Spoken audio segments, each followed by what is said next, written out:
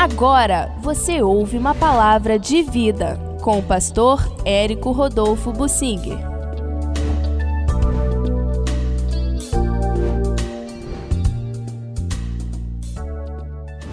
Jesus, tendo revelações de Deus, preparou a ceia e a sua partida. Detalhes da sua partida junto aos seus discípulos.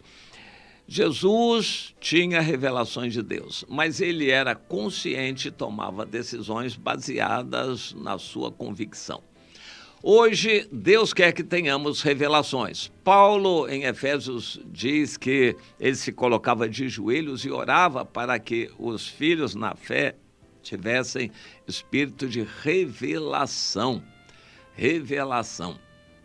E nós temos o Espírito Santo derramado. Todo cristão pode ter revelação sobrenatural de Deus. O Espírito Santo é dado também para isto. O Espírito Santo está derramado. Todos que querem ter revelação de Deus vão ter. É só buscar. Mas a revelação não é necessariamente para nos guiar. A revelação nos ajuda, nos complementa, nos abre os olhos para muitos aspectos. Jesus tinha revelações de Deus e procurava andar se guiando pelos caminhos de Deus. E aqui em Marcos, já se aproximando do final, no capítulo 14, diz a partir do versículo 12, no primeiro dia da festa dos pães asmos, quando se fazia o sacrifício do cordeiro pascal, disseram os discípulos: onde queres que vamos fazer os preparativos para comeres a Páscoa? Interessante, a Páscoa era celebrada no entardecer do 14º dia do primeiro mês. E mudava de dia da semana, porque o ano não era dividido normalmente por semanas certas. Então, é como hoje, o dia de Natal muda de ano para ano, o dia da semana em que cai o dia do Natal. Como o nosso aniversário. Nosso aniversário nunca vai cair na segunda-feira ou no domingo. A cada ano, o dia da semana em que cai o nosso aniversário vai mudar.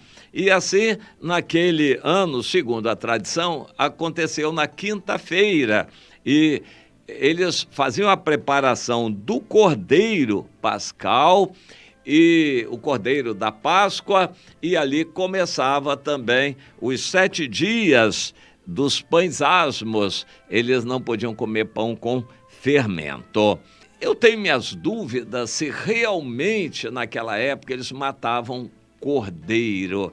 Era muito provável que eles já praticassem com simbolismo. Hoje os judeus não matam mais cordeiro nenhum. Eles celebram a Páscoa tudo simbolicamente. Um prato aqui que significa isso, significa aquilo, é simbólico. É possível que naquela época eles não tenham matado cordeiro. A Bíblia não dá nenhum destaque, nenhuma deixa para que a gente imagine que os discípulos foram lá matar o cordeiro, esfolar o cordeiro para assar no fogo, para Jesus comer durante a noite toda. Nem teria tempo para isso, porque naquela noite mesmo Jesus já estava sendo traído. Então eles ficaram só pouco tempo ali, reunidos, e depois foram para o Monte das Oliveiras. E no Antigo Testamento, o cordeiro da Páscoa tinha que ser comido a noite inteira. Então a ideia que eu tenho é que nos costumes e hábitos dos judeus, já na época de Jesus, eles não matavam o cordeiro segundo o ritual. Eles já praticavam a Páscoa simbolicamente. Bom, Jesus preparou aquela Páscoa, que foi a primeira ceia. Jesus transformou aquela última Páscoa na primeira ceia do Senhor. Então, Jesus enviou 2 dos seus discípulos à cidade, dizendo: ide ao encontro de um homem que estará carregando um cântaro de água. Muito tem se especulado sobre isso. Normalmente era mulher que carregava cântaro de água, por que era um homem, para que ele estava carregando aquele cântaro de água. Não havia água encanada naquela época. Eles tinham que ir ao poço, no caso ali ao tanque de Siloé, algum outro tanque. Os israelitas tinham canalizado a água da nascente para dentro da cidade de Jerusalém. E a água caía naquele tanque e as pessoas buscavam água naqueles tanques. E então aquele homem foi lá buscar, provavelmente para lavar, limpar o salão que ele queria alugar.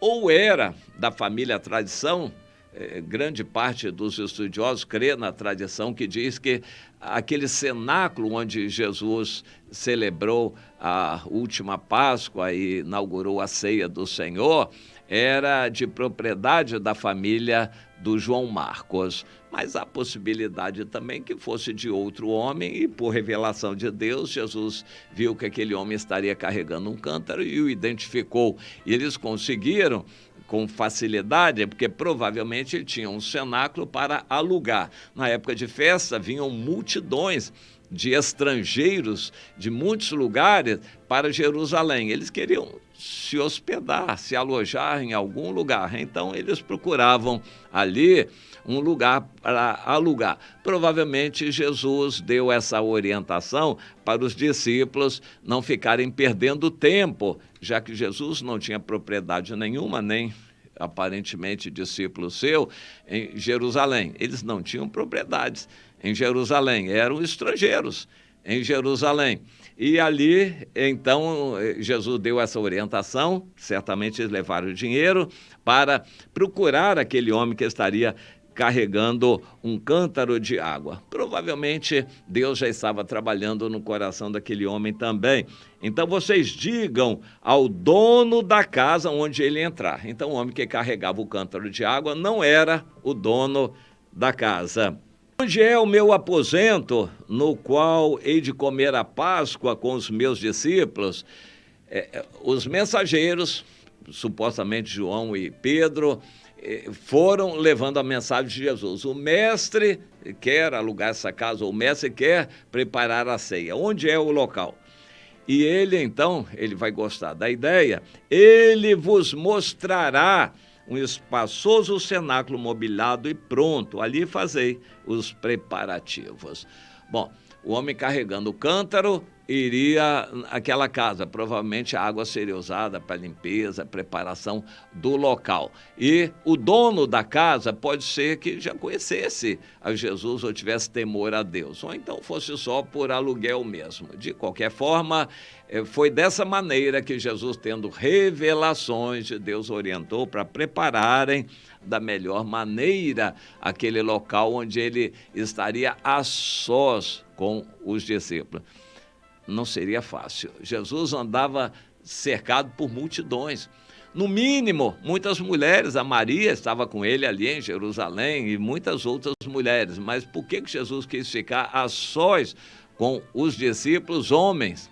Os discípulos saíram e foram à cidade e acharam tudo como Jesus tinha dito, e então prepararam a Páscoa. Naquela Páscoa, Jesus, depois de comer, Jesus comeu normalmente a Páscoa, como qualquer outro judeu comeu, comida mesmo, encheu a barriga. E os discípulos também. Depois da Páscoa, então, é que ele instituiu a ceia do Senhor. Tomou o pão, deu graças a Deus, partiu, distribuiu e tomou o cálice, também deu, instituiu a ceia do Senhor e diz: vocês façam isso como eu fiz aqui, porque quando vocês estiverem fazendo isso, vocês estarão anunciando a morte do Senhor até que ele venha. Então são detalhes assim que muito nos edificam. Em todos esses detalhes, Jesus, por revelação de Deus, fez tudo como deveria fazer. Nós precisamos também de revelações. Busque, meu irmão, não fazer nada sem direção de Deus. Na dúvida, procure o seu líder, sua líder, ore juntos e busquem a direção de Deus. Não tome nenhuma decisão sem uma direção clara de Deus.